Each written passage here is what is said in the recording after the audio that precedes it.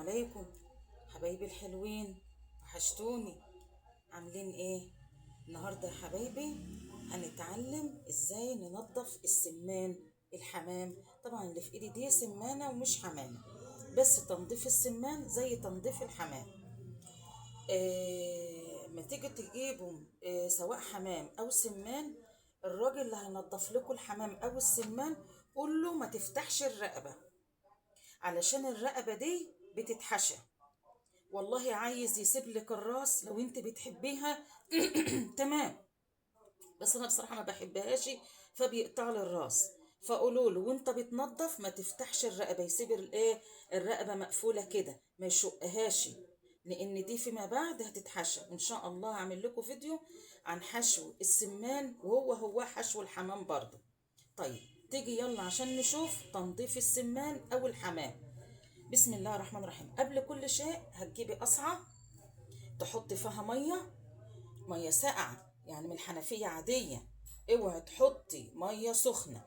او تنضفي حوانك. يعني ايه حوان؟ اللي هو الطيور، فراخ، بط، وز، حمام، سمان. حذاري تنضفي الطيور بمية دافية او تنقعيها في ميه دافيه. الميه الدافيه دي بتعلي من زفاره الطيور وبتمسك فيها، ومهما تطبخيها للاسف مسكت فيها. ميه عاديه من الحمام، من الحنفيه اهي، شغاله في التنظيف وفي النقاع. بجيب قصعه واحط فيها ميه حلوه كده وكبشه ملح.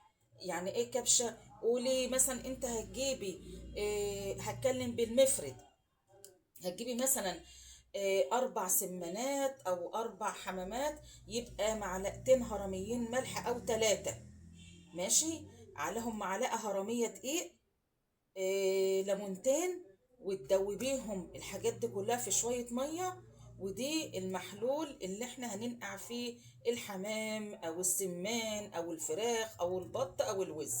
تمام يا حبايبي؟ يلا بينا بقى. طبعا انا كنت عامله لكم فيديو من فيديوهاتي عن تنظيف الفراخ، وتنظيف الفراخ زي تنظيف البط زي تنظيف الوز. تعالوا نشوف بقى تنظيف السمان او الحمام. بسم الله الرحمن الرحيم. توكلنا على الله يا رب. بسم الله. اهو تحت الحنفية اهو. اول حاجة بالراحة كده بنمسك الجناح. شايفة الزخنوقة بتاعت الجناح دي؟ الزخنوقة من جوه دي بايدك كده وصابعنا الاتنين بنحاول. بيبقى فيها ايه؟ جلد اصفر تحت المية كده اهو، وبين الجناح كده اهو، في الزخنوقة كده اهو. بالراحة، ما تستقويش بايدك على الحمام او السمان، لانه جلده ضعيف، وكمان هو كفايه على الميه السخنه بتاعه الفرارجي اللي نضف فيها. فخلي ايدك خفيفه وانت بتشتغلي على الحمام والسمان. اهو في الزخنوقه كده اهو بننضف الجلد الاصفر او في بقايا ريش اهو. وبمسك الجنحه كده اتاكد ما فيهاش ريش، ما فيهاش اي حاجه، ما فيهاش جلد ابيض اهو. اهو شايفين الصدر بنضفه اهو.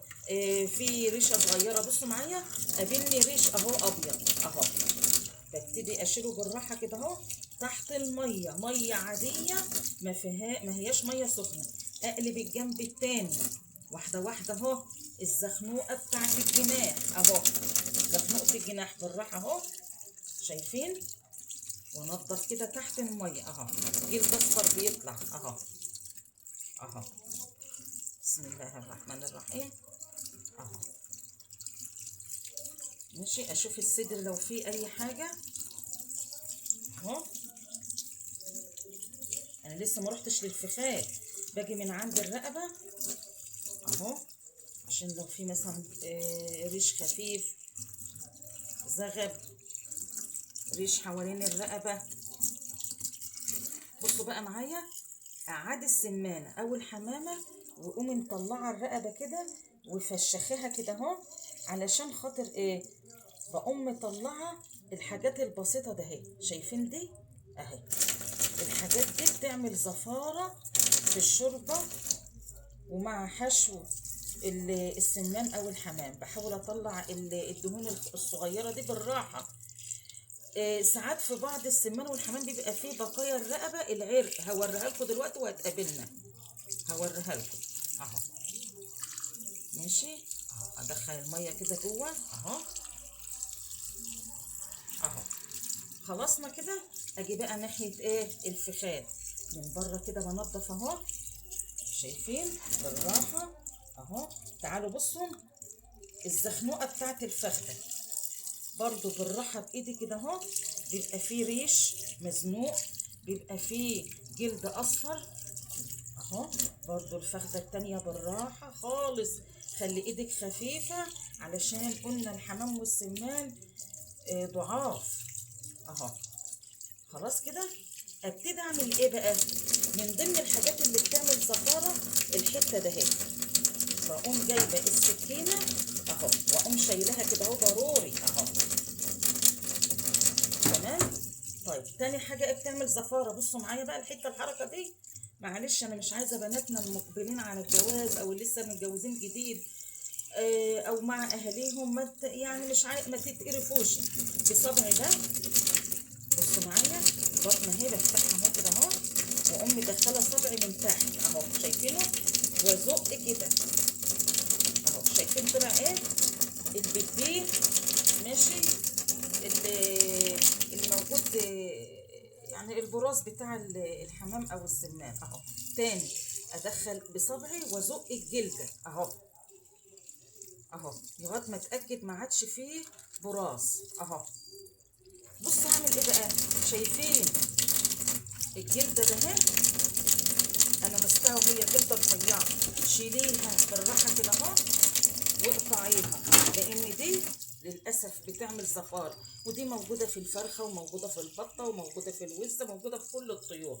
احاول اشد كده الجلد اهو. يبقى كده الحمد لله. تعالوا بقى بصوا معايا بقى كده القلب من جوه بصبعي، واجي في الجنب ده اهو عند القفص الصدري واقوم بصوا ضغطه بايدي كده. بص صبعي بخش كده واجيب اخش كده هجيب ايه بقى؟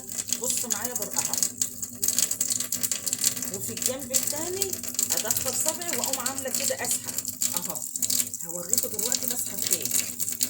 بصوا معايا دي اسمها فشه. دي ملهاش اي لازمه خالص، وحشه جدا جدا، ما بتتاكلش ولازم تترمى اهي. دي اسمها فشه.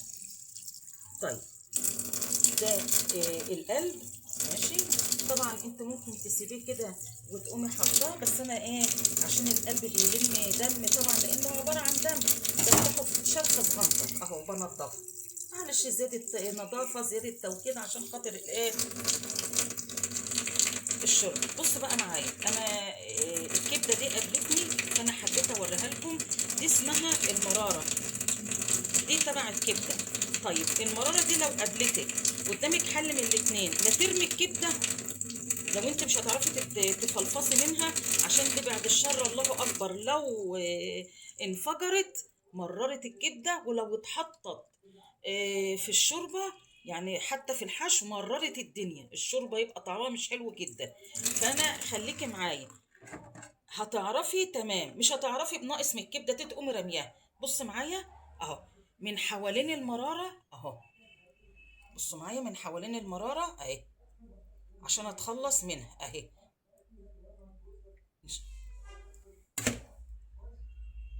بصوا لان انا لقيت هنا في صفار برضو فاتخلصت منها اهو. تمام كده كدتنا بقت نظيفه.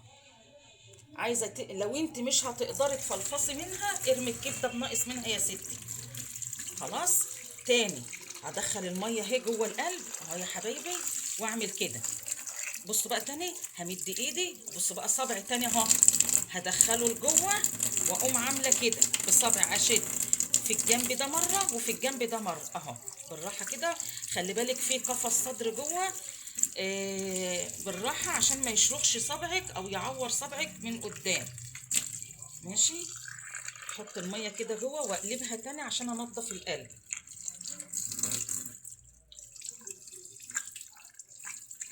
اهو. بصوا بقى معايا القلب بقى زي الفل. مش عارفه الاضاءه يعني ايه اهو. طيب واحده كمان. بسم الله الرحمن الرحيم وبه نستعين. والصلاة والسلام على أشرف المرسلين. تاني أهو، أنا همسك أهو براحتك بقى، عايزة تبتدي بالرقبة، عايزة تبتدي بالجناحات، النظافة دي حسب ترتيبك انت، بس امسكي حتة حتة عشان ما تنسيش. أنا أهو مسكت الرقبة أهو، بنضفها من التنظيفة بتاعتها كده أهو، عشان كان فيها شعر خفيف أهو. تمام أهو أهو. والظهر بتاع الرقبة أهو، هقعد السمانة وانزل الجلدة لتحت. بصوا معايا اهو، ده اللي بقول لكم عليه بقى. شوف لقيت ايه؟ بصوا بشد ايه، بصوا ده الزور او العرق المتصل بالقلب اهو، شدته اهو اهو. ده بقى بيعمل زفاره لو اتساب اهو وبرميه. شفت اللي انا طلعته لكم؟ تاني انزل كده الجلده وابين الرقبه، وابتدي بقى بالراحه عشان خاطر ايه ما تتهراش مني، لان السمان والحمام ضعيف. شايفين الحاجات الخفيفه دي نشيلها. ماشي، حاولي تنضفي الحوض وما حاولي تشيلي اي حاجه عشان ما تسديش الحوض بتاعك. يلا زي كل مره الزخنوقه، شايفين في جلد اصفر اهو وريش اهو، شايفينه اهو. هبتدي بقى اهو افتح كده الجناح من الزخنوقه وابتدي ايه انضف بالراحه. اوعوا تتعافوا، او لو في ريش صغنطط اشيله بالراحه. ما نتعافاش يا جماعه، لحم السمان والحمام ضعيف، مش عايز العافيه عشان ما يتقطعش منكم ويتهرى اهو. الجناح التاني نفس الموضوع، اتاكد مفيش تحت ايدي لا ريش ولا حاجات صفرا اهو. بسم الله الرحمن الرحيم اهو. خلاص، خش بقى على الفخده اهو، ظهر الفخده اهو برجليها، بسحب بايدي كده اهو. ظهر الفخده التاني اهو. ابتدي بقى زخنوق الفخذ زي زخنوق الايه الجناح، وابتدي بالراحه. خلي بالكوا زخنوق الفخذ ارق من زخنوق الجناح، عشان كده بالراحه خالص وانتوا بتنضفوا. خليكوا رقيقه اول ما توصلوا للفخذ. حلو الكلام. طيب ايه اللي ناقص كمان اهو؟ الحته دي قلنا لازم تتشال علشان بتعمل زفاره سواء في الفرخه او غيرها بقى. طيب بصوا بقى معايا، هعمل حركه تاني. بصبعي ده هفتح القلب اهو، وهقوم مدخله صبعي، شايفين صبعي؟ هدخله اهو وابتدي ازق اهو فتحه البيبي بتاعهم اهو. ازق كده اهو، شايفين طلع ايه؟ بيبي اهو بتاع الطيور. اوعي تنسي الموضوع ده تاني. صابع اهو واقوم مدخلاه اهو، واقوم زقه كده اهو فتحه البيبي بتاعهم اهو. بصوا معايا اهو، وابتدي بصي بيظهر معايا شويه ريش بقى لازق. ماشي اهو، انضف كده اهو.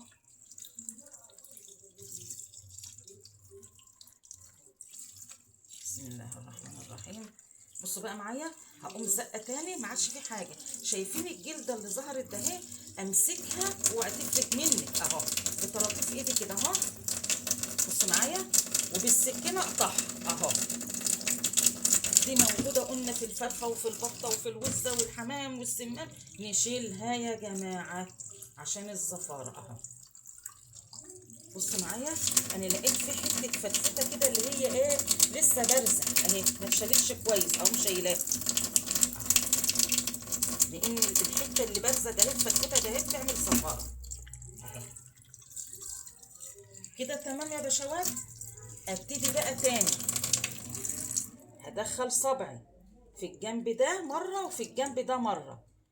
ادخل صبعي اهو واقوم تانيه من جوه وسحبه اهو. بسم الله الرحمن الرحيم. ماسكه السمانه او الحمامه على ظهر ايدي اهو. بسم الله الرحمن الرحيم، واشد. شوفوا طلع ايه؟ طيب تاني صبعي في الجنب ده هدخل واقوم تانيه واسحب على بره اهو لغايه ما اوصل شايفين صبعي اهو اهو اهو؟ شايفين صبعي بيتحرك اهو اهو؟ واقوم شده على بره. شوف طلع ايه الفشه اللي احنا مش عايزينها ونرميها. طيب يلا بقى نشغل الميه اهو، ميه كده واكبها اهو، وابتدي بقى ادخل مره تانية اهو صابعي في الجنب ده، واشد اي حاجه بقى يمين وشمال لغايه ما احس ان الهيكل العظمي اللي تحت ايدي ما فيهوش اي كلكعه، ما فيهوش اي حاجه خالص. احس بالعظم تحت ايدي نضيف، كل عظم.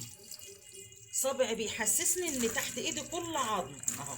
شوفوا انا بشد، شوفوا بصوا معايا بطلع ايه وانا بشد اهو. ماشي.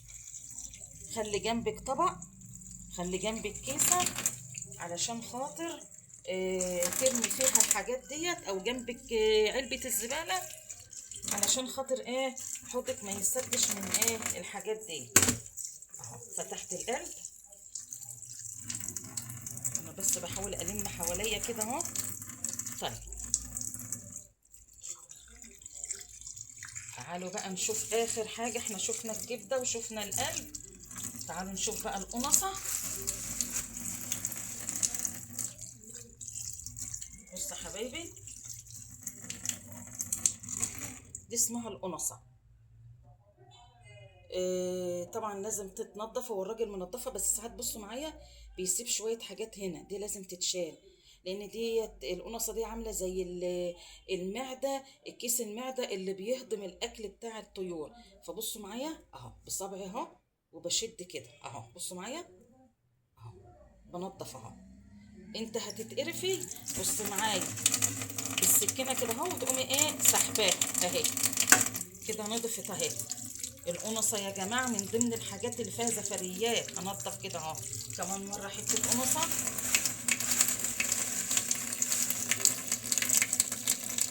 اهو. بصوا معايا شايفين الصفار ده لازم يتشال اهو بصبعي كده، هو بيتشال بسهوله اهو. شوفوا اتشال اهو، ضروري ضروري ضروري. خلي عندك صبر معلش. هو السمان او الحمام يعني متعب شويه في تنظيفه لو جبت كميه، لكن لو جبت مثلا على قدك فردتين تمام ما فيهاش مشكله اهو. خلاص طيب كده بقى خلصنا التنظيف. لازم الميه بتاعتك اللي انت ناقعه فيها تكون مغطيه الطيور بتاعتك، غطيها بالميه، الميه اللي فيها شويه دقيق على شويه ملح على ليمون. طب تتنقع قد ايه؟ كفايه ساعه، حلوه قوي قوي ساعه.